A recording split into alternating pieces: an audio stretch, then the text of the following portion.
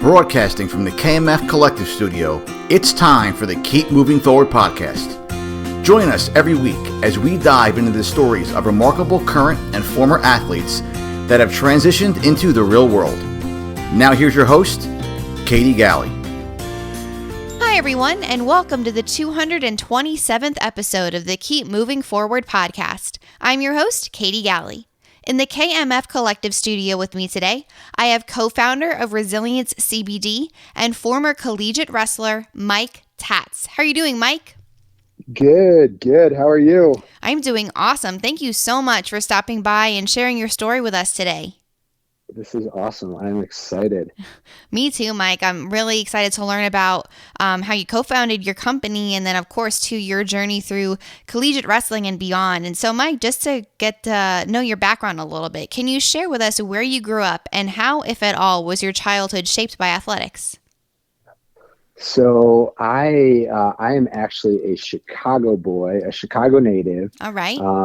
And I would say that I was probably the sports addict that every parent hates their kid to be. My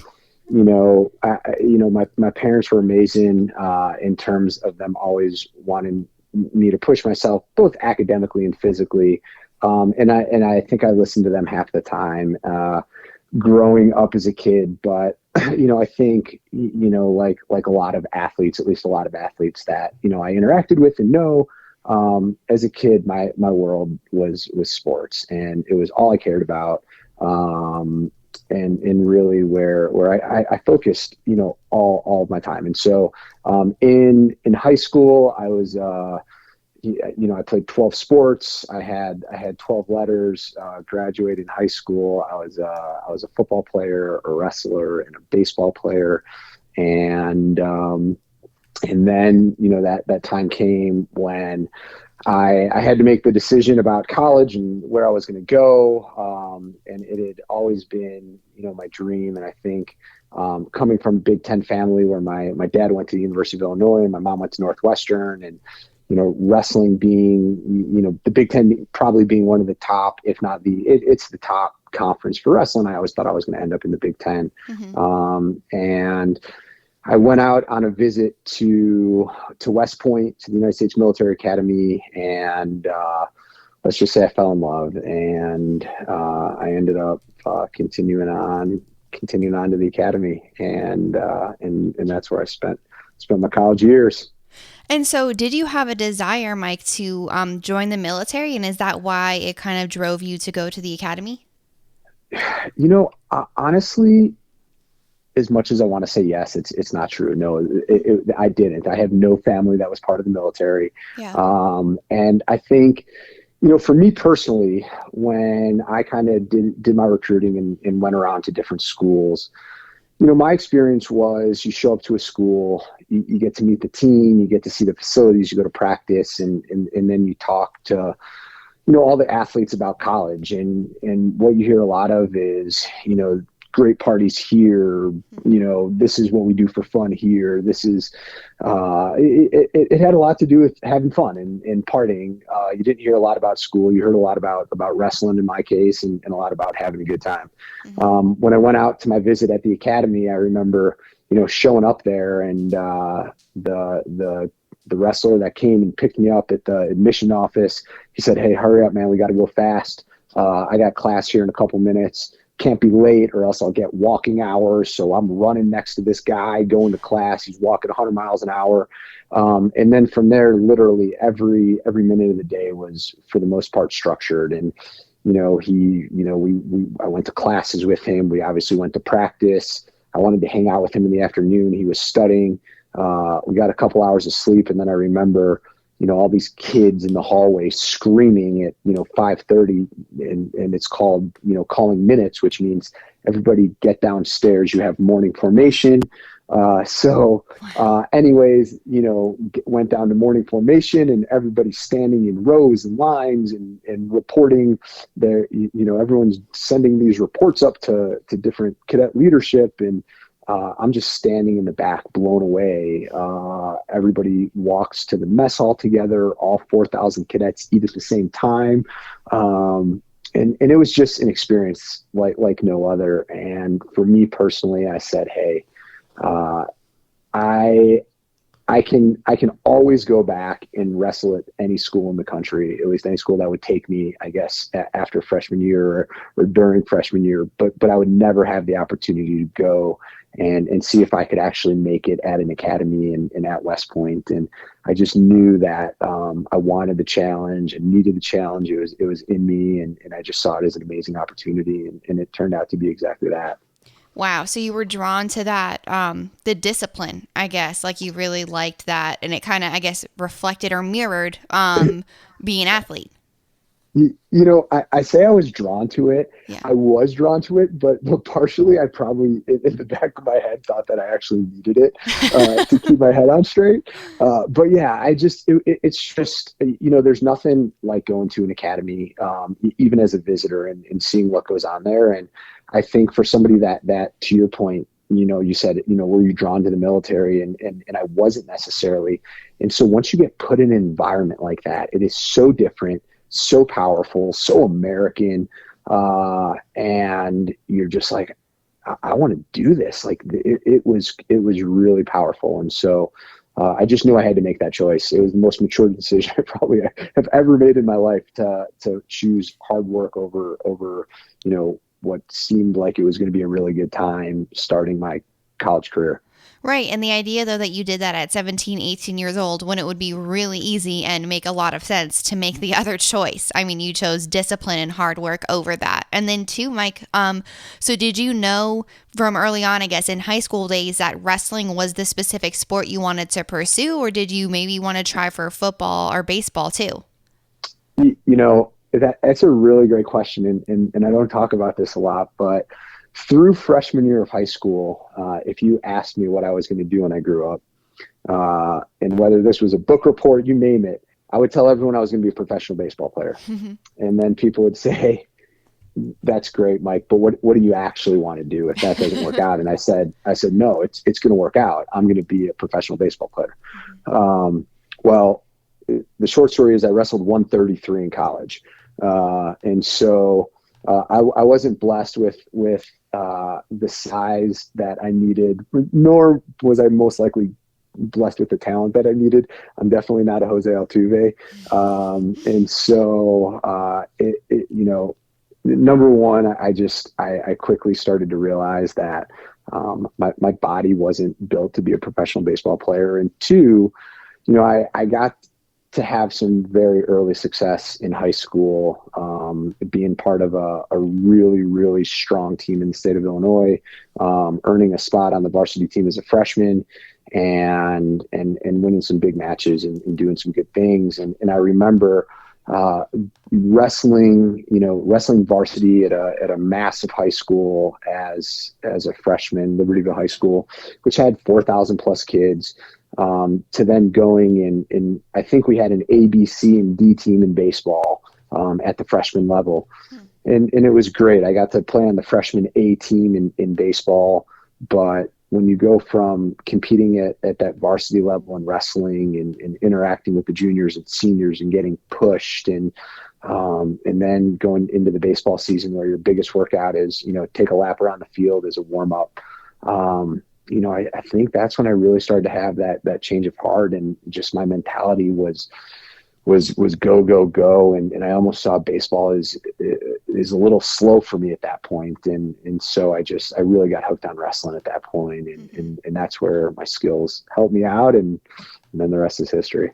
Yeah, I mean, it makes sense being drawn to you all your life, knowing I'm going to be a professional baseball player. But then, too, there's something to say about the fact that wrestling took a hold of you when you weren't even, not that you weren't paying attention to it, but it was just, that's how you kind of know something is your passion and that you love it, because it sneaks up on you and you don't realize that you're going to love it so much because you were so focused on baseball.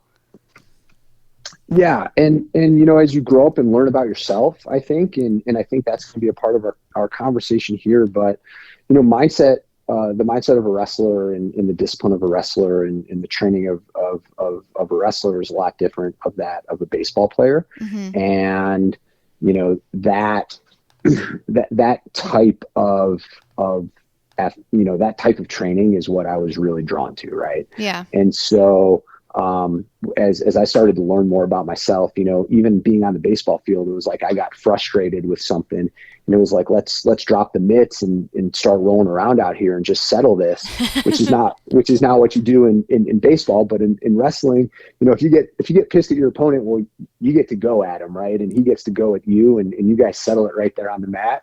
Right. And so, if you're upset and then he kicks your butt, well, you're still going to shake his hand, and he got the best of you that day. So, I think it just turned into my mindset, and I knew it was the sport for me. Mm-hmm. Absolutely. And so then, Mike, from there, when you had that realization, kind of going into wrestling and really being attracted to that discipline and just the way the sport was, and then shaping you, of course, to look to that next level and seeing how far you could take the sport of wrestling. So then how did the wrestling then start to shape your mind for looking forward to college and guess setting you up for success as you started to go to the military academy?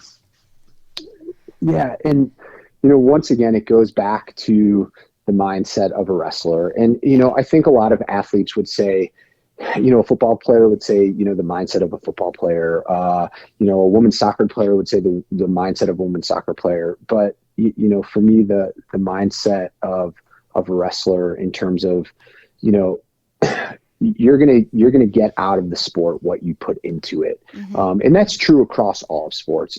And I truly believe that. But, the discipline that I, had to teach myself, or at least that I had to have as a wrestler, whether it was cutting weight, whether it was, that 100th, flight of stairs that I just wanted to run after practice because I wanted to have a little bit better stamina than my opponent. And, your coach says, hey, it's the third period, he's going to be more tired than you.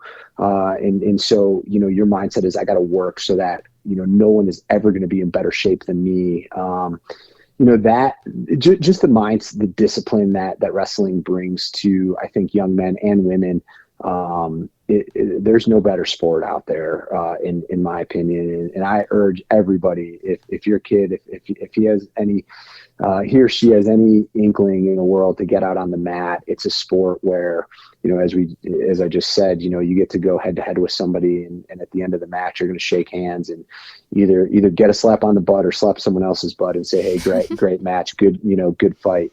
And I think that environment really sets you up for life. And I think through, whether it was, at the academy, as I got broken down by upperclassmen, as I got broken down by academics, as I got broken down in the wrestling mat, the fight that I had, really learned to that just that drive that I had inside of me, that is the result of great coaches, great teammates, and all the people that pushed me up to that point. That was what I used to get through the academy, was, that never quit. I'm going to be better than the person in front of me, than the test in front of me, than the task at hand. And I think that mindset is just kind of how I started to live my life. And it was all built in the wrestling room. Mm-hmm. Absolutely. And so then, Mike, clearly wrestling obviously shaped that mindset. And like you said, it set you up for success. And then two, of course, attending the military academy, those two really worked in tandem for you, and helped shape that discipline and goal-orientedness. And like you said, that hard work, but you had to make that decision. And so then looking forward, as you went through your collegiate years coming up on graduation, did you have your sights set on trying to continue any kind of athletic career? What were you thinking about doing next? No, I truthfully didn't. And, I was a good wrestler in high school. And as Katie, you get to, once you get to college in the D1 level and in a top conference, nobody cares how good you were in high school, because everybody was that good or better. And, even, all my teammates, multiple time state champions, all high school All-Americans, this and that. And, where in high school, you're going to have a big match because you're wrestling an all-stater who's coming up. Well, everybody that you're going to wrestle is an all-stater in college, and every Right. teammate's an all-stater and state champion, right? And so look, I wasn't a star in college by any stretch of the imagination, and then truthfully, you go to the academy because upon graduation day, you get commissioned as a second lieutenant in the Army, and now it's your obligation and your turn to go and serve the country and lead men and women, and that was really what you get bred to do at the academy, but also, it was what then I really wanted to do. I wanted to get out there and I wanted to serve the country. I wanted to hopefully leave an impact on soldiers, and I wanted to learn from more senior soldiers and even junior soldiers. I probably learned more from enlisted, guys than I did from senior officers. But no, I knew I was going to go serve after college. Mm-hmm. And so, knowing that, and again, too, like you said, not really having that mindset going in of I want to join the military, but then having it shifted and realizing this is actually what I want to do. I want to serve. What were you going to do? What was your desire to do in the military? Yeah. So, since being, and I think even going into the military academy, I think in my mind, I wanted to be a Navy SEAL. Yeah. Wow. And I think I showed up at the academy and then found out that I couldn't be a Navy SEAL because I was going to be in the Army, and that's the wrong branch. And so, it had always been my hope to go and, go be an infantryman, go special forces, jump out of a lot of planes, get dirty, run around. That was actually my plan in between my junior and senior year. I got to do, you have to do an experience where you go and spend a summer with a unit in the Army. So I spent a unit out in Colorado Springs with the 1-9 Infantry, and then I got to work with 10th Group, which is a special forces group out there, thinking that was my path. I ended up having a really serious injury, and I ended up going and getting neck surgery at Walter Reed. And Wow. At that point, they said, "Hey, look, you're not going to be jumping out of planes. You're not going to be rolling around on the ground." And they actually wanted to push me out of the military. I said, "There's no way." I said, "At this point, I've gone through the academy this long. I'm going to serve." And so I was an air defense artillery officer. I started off my career shooting the Patriot missile. So the Patriot shoots down Scuds and airplanes, enemy aircraft.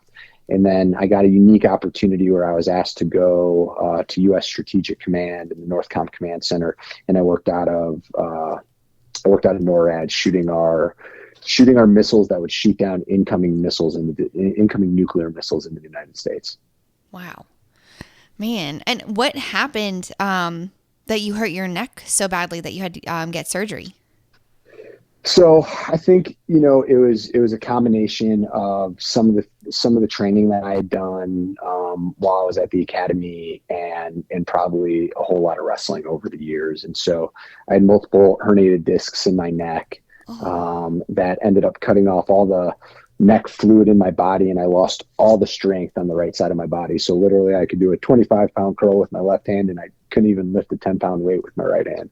Oh my gosh. And so it was pretty crazy, but once again, it's, those experiences, they make you stronger, make you better, and you fight through it.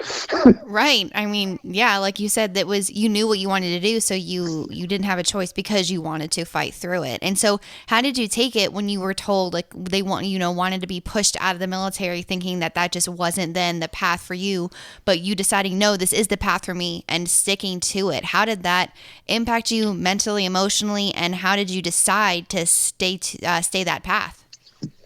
Yeah, I think, just like you said, it's the path, right? Life is about the journey. And I think, you gotta, the journey isn't going to be straight. It's not going to be the way that we all expected. And, I think you can do two things. You can, get pissed off about things. You can be frustrated, or, you can take the opportunities that you have at hand and be like, I might not be able to run around and be an infantryman, but, I'm going to be an air defender. I'm going to be the, best damn air defender I can possibly be, and still help as many people. And I think, and this is true in everything, I mean, in the business world now, right? I mean, things don't always happen the way that you want them to, or expect them to, or think they're going to, but, Right. That's the journey. And so, soak it up and, keep on going and, make the best of every situation. Right. Absolutely. And Mike, how long did you end up serving? So I did about, in total, 6 years. Okay.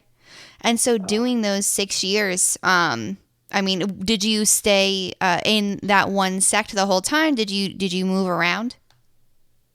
So no, I was an air defender the entire time that I was in the military. So it was great. Yeah. And with that, I mean, being an air defender, having served for 6 years, coming up on the end of serving, did you know what you wanted to do next? Did you choose to leave the military at that time knowing you wanted to try something else? No, I truly had no idea what I wanted to do next. And, the circumstance for me was that, I had an amazing wife who was much smarter and more talented than me, and, had a great career that was starting. And we were in Colorado at the time, living in between Denver and Colorado Springs, where she went into Denver every day. I went up to the Springs every day. And my next duty station was going to be Fort Lawton, Oklahoma, followed by a trip to Afghanistan. And, it was just, at that point, I didn't want our whole life to be about me. I wanted it to be about us. Mm-hmm. And I knew that if I, took the next step in my military career, then that meant that she wasn't going to have a career at all. And I did not, I didn't feel right about that. And I didn't want that to be that way. So, at that point, I thought I was going to get into medical device sales.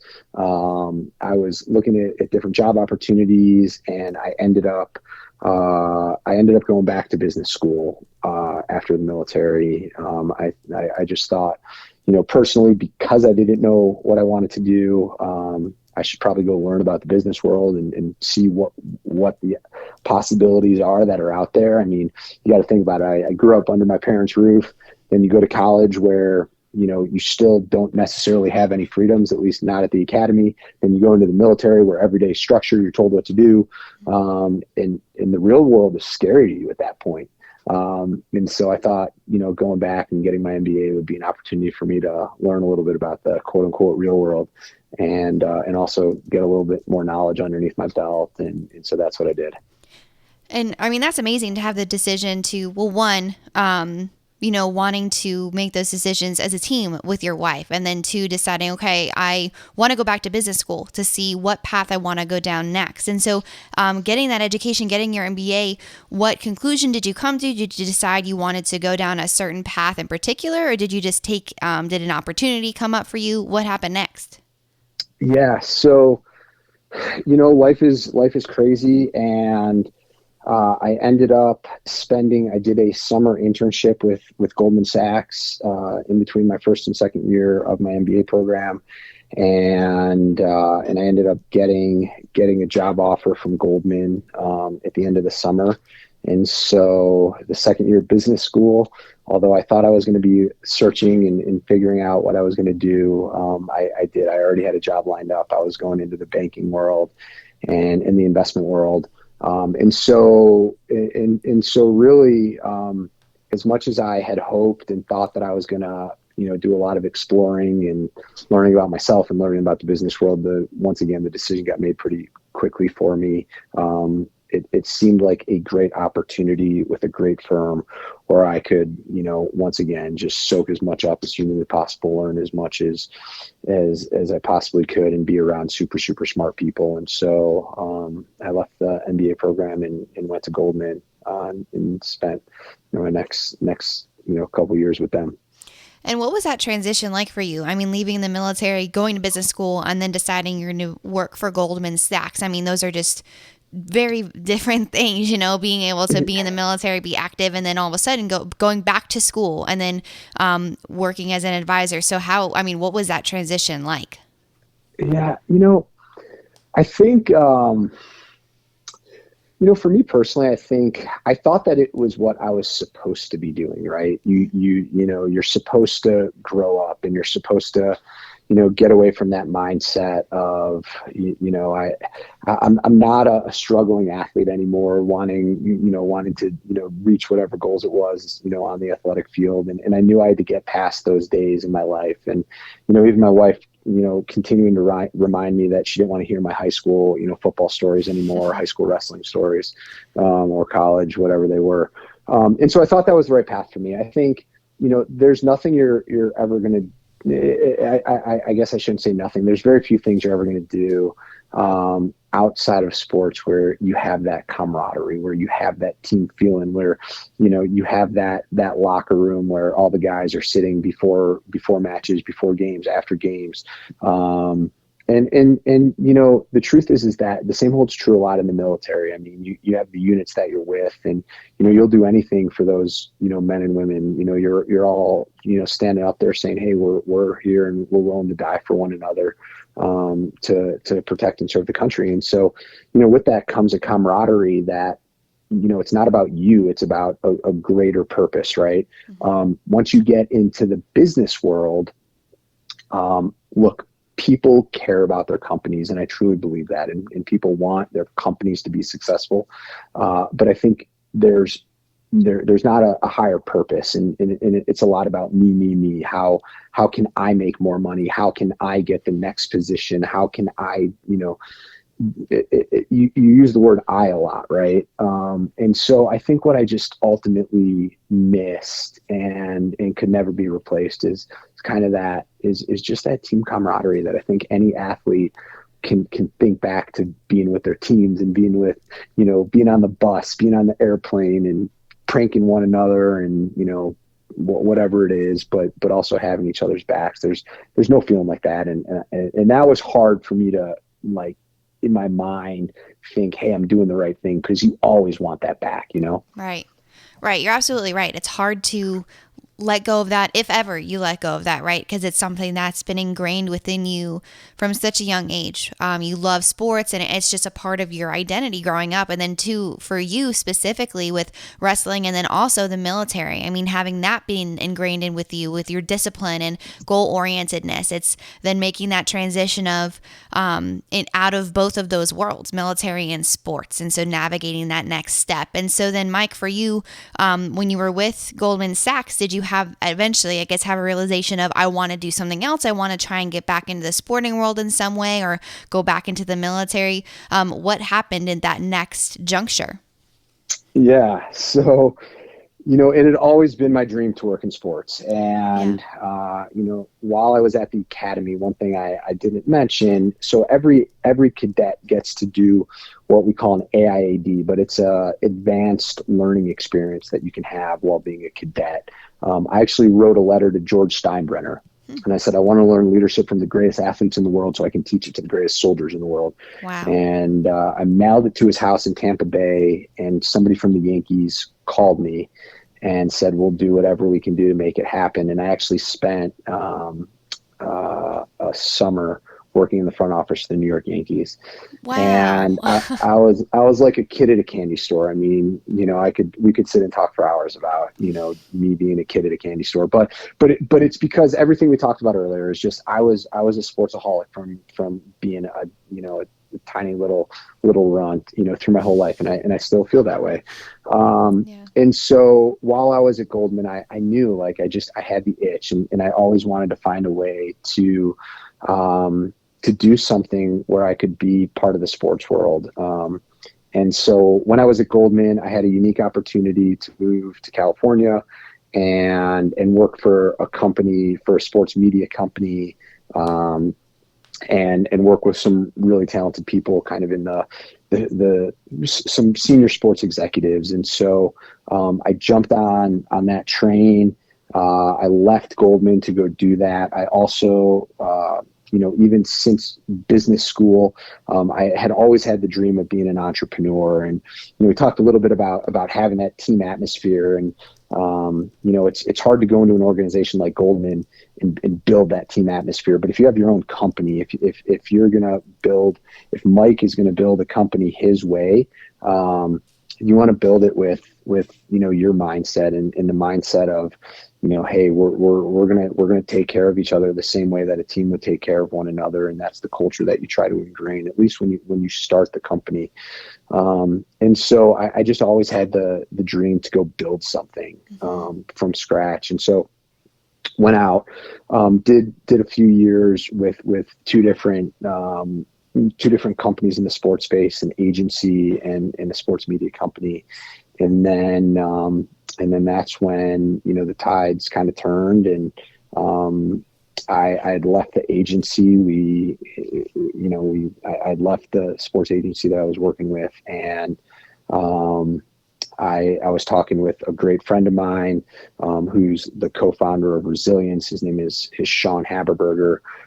He's actually a former Navy SEAL, so he's what I wanted to be, and I guess never achieved.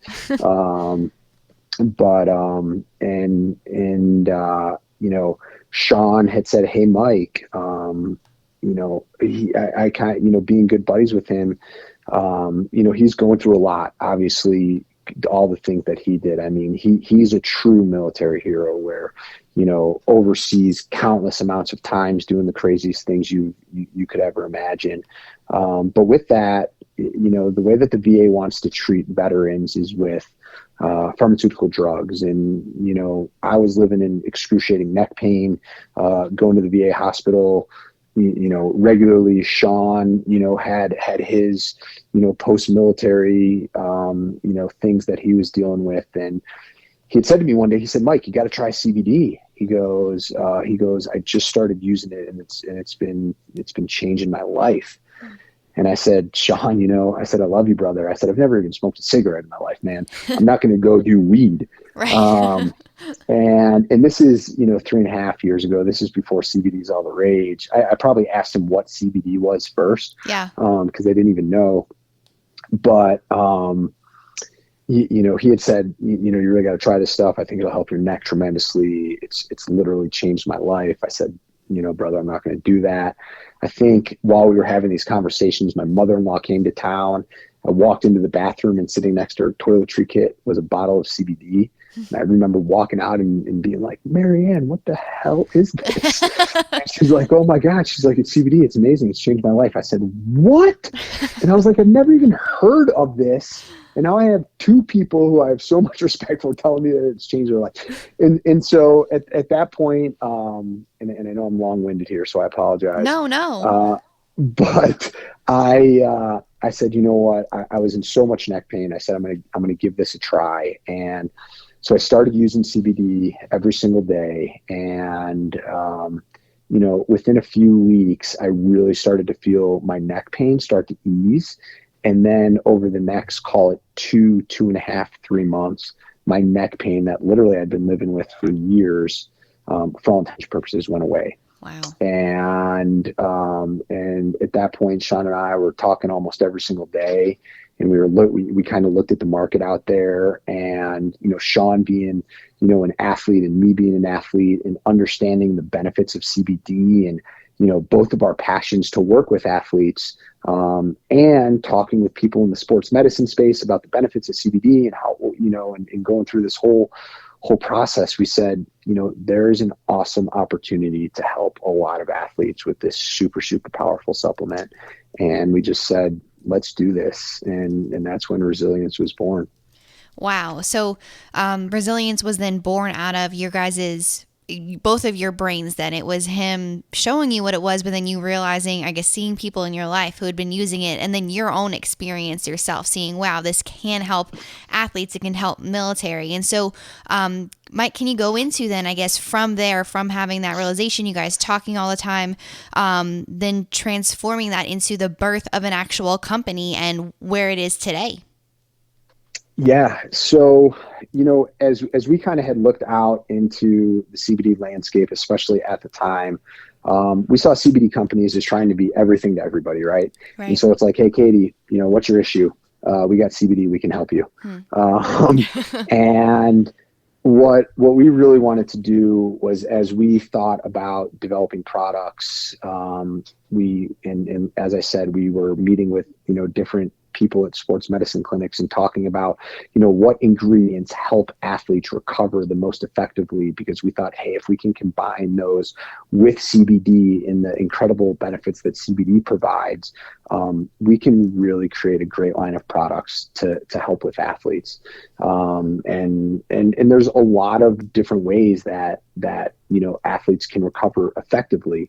And we can get as much into that as you want, but so that's what we decided to focus all of our energy on was, I say athletes, but what I really mean is the active lifestyle. And so, is Mike an athlete anymore? I might not classify myself as an athlete. I'm someone who's active. I work out frequently. I go to the gym. I do CrossFit. I did an Ironman last year. I stay active, but I just like living a healthy, active lifestyle. And so, we started developing these products, and then, my kind of,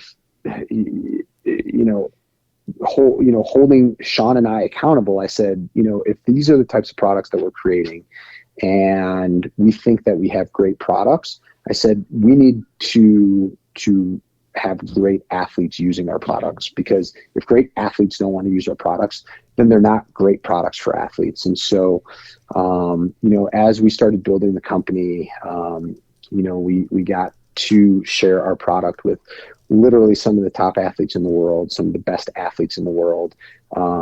And as they started to give us feedback and say, look, we can't even get through, our hard training cycles anymore without your sports cream, or, the sleep that I'm getting because of your oil literally has changed the game for me. And that's when we knew we really had something special. And then, we've just been rocking and rolling ever since. Wow. And so is there a lot of, science that goes into the development of each of these oils? And then if so, how are you creating these different oils? Do you have like a whole gambit of them? What goes into the actual creation of them?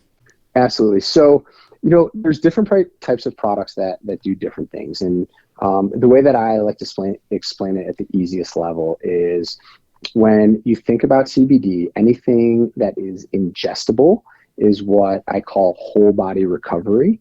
And anything topical is targeted pain relief. And so, in terms of, the different products, and maybe I'll start with the topicals, because that's where I think there's the most difference between products. But I'll use our sports cream, for instance, because it's probably our best selling product, and it's absolutely amazing. But there's all sorts of different creams and lotions and salves with CBD in it. And everybody calls these creams and lotions and salves pain creams. And so, the truth of it though is that you can take CBD and put it in a, cheap Walmart lotion, and now everybody thinks they should just call it a pain cream because it has CBD in it. And because CBD has incredible benefits for pain and inflammation, it now automatically becomes a pain cream.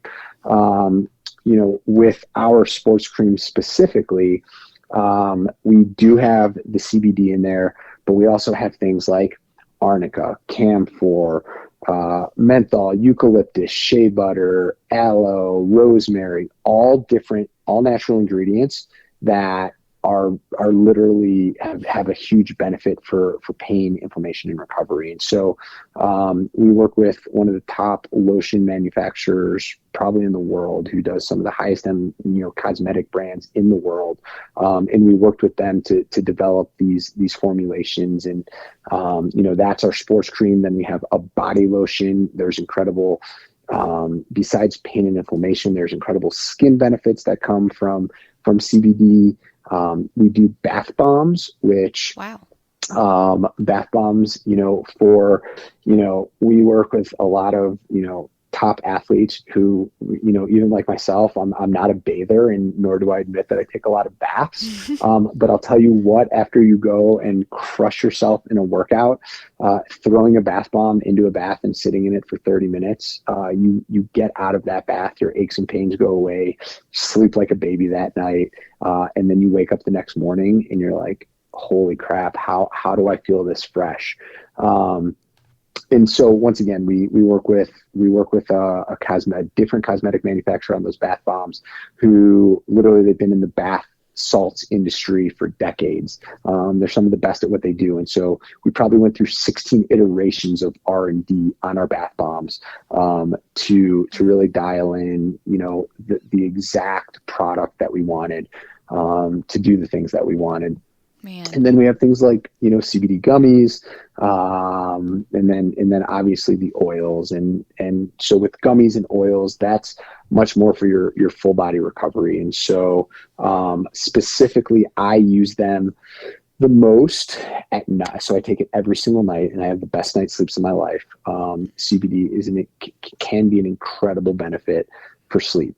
I take it in the morning, and as I explain to people, you shouldn't feel anything when you take CBD, but take it in the morning when you wake up. And then I tell people, stop at about 2:00 in the afternoon and think back to your morning workout, think back to your day, think back to your meetings, just think back to being at the desk, and you're going to be like, man, I was on it today. Like, I felt good.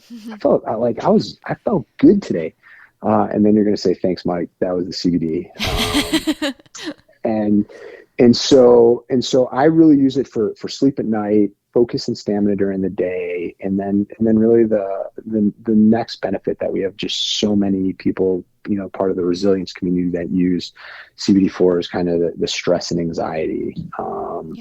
And, stuff like that. And there's incredible benefits with that CBD can help with, stress and anxiety.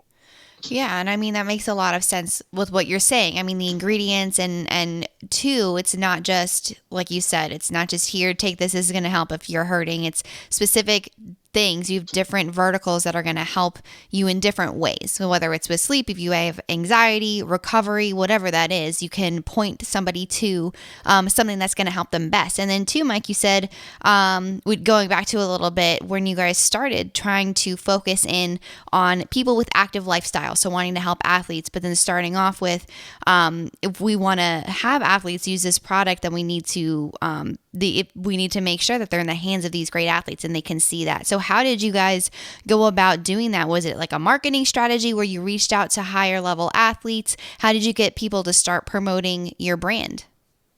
It's actually really interesting, and it was a two-way street. And so when we were super, super brand new, fresh off the streets, we were reaching out to athletes, and we said, hey, try our products and just give us feedback. And this was while we were kind of in that testing phase. And then as the company launched and we started working with CrossFit gyms, it allowed us to work with some of the, some great CrossFit athletes and games CrossFit athletes. And then, a top tennis player or a top triathlete, all these different people started getting their hands on the product. And so we were really able to start getting feedback from them. And then that gave us the ability to start reaching out to some really top athletes. And, I can use an example because now he's actually on our advisory board, our board of advisors. He had actually reached out to us looking for a sponsorship, just to be totally transparent.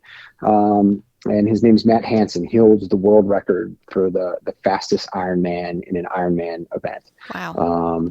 And he also holds the record for the fastest marathon off the bike in an Ironman. And I mean, just absolutely ridiculous. But, Man. he reached out and said, I see a lot about your products. I'm so curious about CBD. Like, have you ever thought about, sponsoring a triathlete? And I said, honestly, first and foremost, you've never even tried our product. And personally, I will never work with somebody just for a name, right? They have to believe in our product, Right. And they have to believe in our brand. And resilience is all about inspiring people, but specifically talking about, the product, I said, Matt, like, there's no way we're going to do this. I need you to start using these products, and you need to believe in them if you're going to be a quote unquote sponsor of resilience. And so I did. I sent him out a whole bunch of product, and I said, I want you to use it for, between 2 weeks and a month, and then just call me back and tell me what you think. And if this is something that you truly feel strongly about, then at that point, then we can have a conversation about sponsorship, or, where to go from there. And so he ended up starting to use the product about a week after he had first started to use it. He called me up and said, I literally have not slept like the way that I've slept in the past week, in the last several years. My training has been better than it's ever been. And the only thing that I've changed is I've been using your product. He said, I've been rubbing down, my legs, my body after my workouts. He's like, I wake up the next morning and I am ready to go again, the way that I literally have never been in my professional career. And he's like, look, if you guys don't do anything with me, that's okay. I'm a believer in this product, and I'm going to support you guys just because, I'm going to use your product. It is making me a better athlete. And when you hear, once again, if you think you have the best products in the world and the best athletes in the world need to be using your products, and Matt's a great example of, then he said, hey, I want to support this brand. And we said, well, we want to learn from you, and we want to be able to use you as someone who can help us develop more products, and what do athletes really want out of products, and et cetera, et cetera. And then he agreed to join our advisory board. Wow. And so, I mean, Mike, I think you hit on a good point too, that maybe you can educate our audience a little bit. So it's one thing to have, this recovery and this helpfulness for just an active person, but then going into the world of professional or high level athletes with CBD oil, were there any restrictions before? Are there any now? Or is it just a substance that really any athlete can use? So when we started this business, I would say there were definitely more restrictions. Okay. When the Farm Bill Act officially passed, that was a huge victory for this industry, where it truly became legalized across the United States. We also had some big wins when WADA and USADA both approved the use of CBD for athletes. So, international athletes, Olympic athletes could now use CBD in competition, similar to, triathlon and whatnot. But, once the governing bodies of international governing bodies and doping associations started to allow the product, it really opened things up. Most recently we saw minor league baseball has now allowed all their players to begin using CBD. Where there still are some restrictions is, with some of your big four sports. I think a lot of that is going to get worked through here, hopefully sooner than later. But what I always tell athletes in general is, if you're passionate about your sport, you just got to know what the rules are and whatever you're doing, right? I don't know what the regulations are for the, BJJ competition in Toledo, Ohio, right? Like, do they have a clause in there that says you can't use CBD, and if you get tested? And I don't know that. And so, it's important for athletes, and I do think athletes are really on top of the things that they put in their body. The great thing about, well, I won't say the great thing, with us, because we're cognizant of athletes and especially restrictions on THC, we do have a full spectrum oil that does have trace amounts of THC.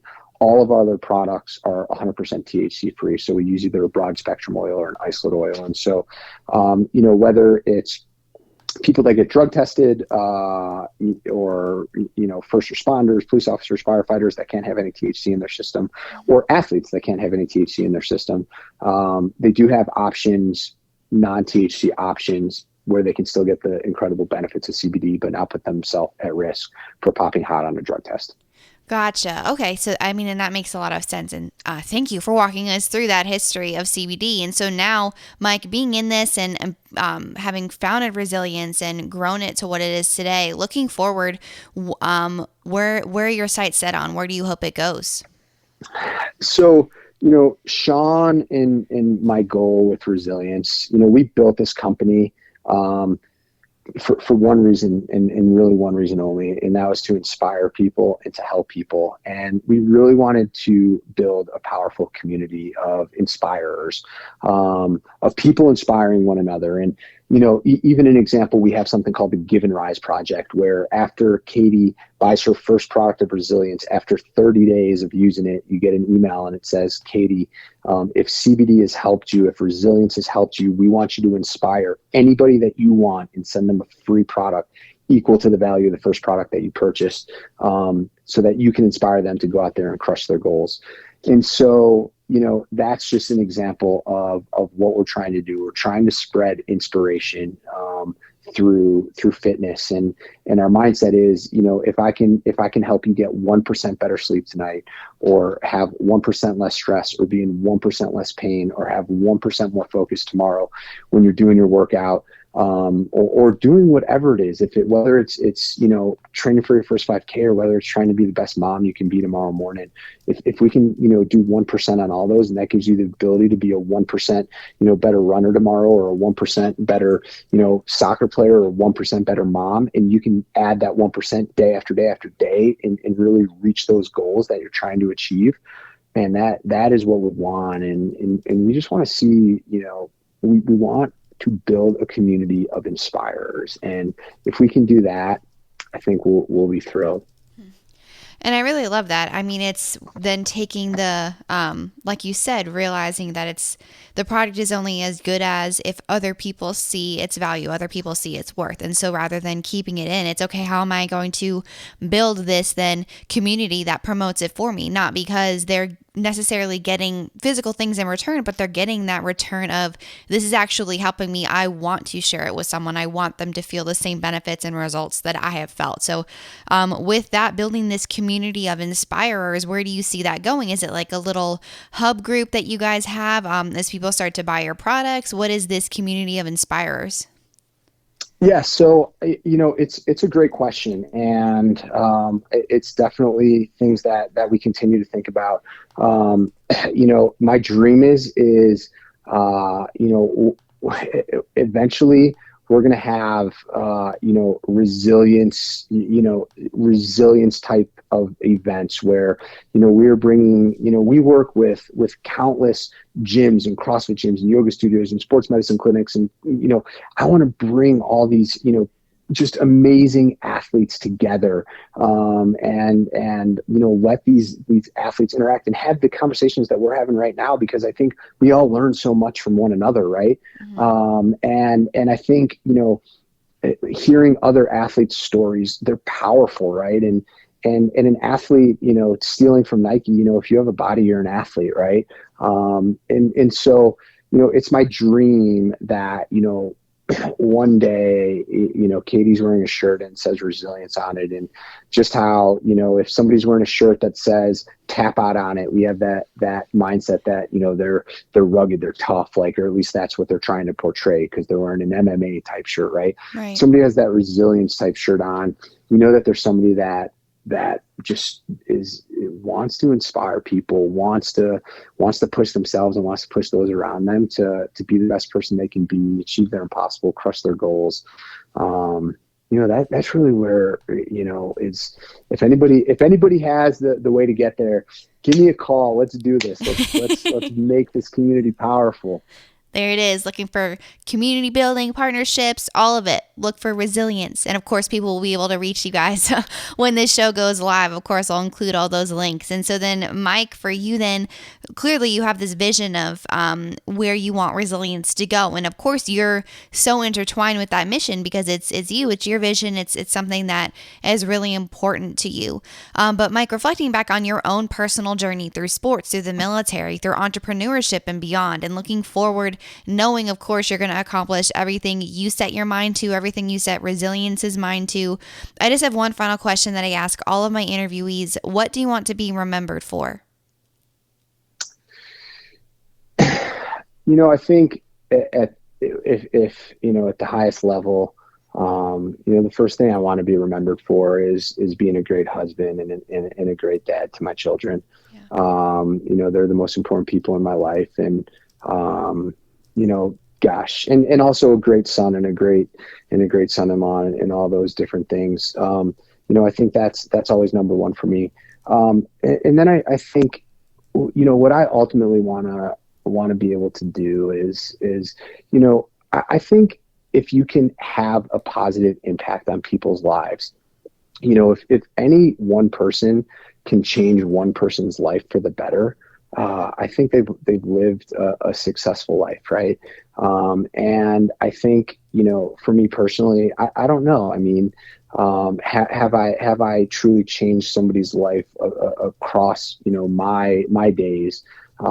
I hope I have, right? And I've really tried to. And I think going forward, that's what I want to continue to do is really, helping people always be better versions of themselves. You always want to be around that person that makes you better, right?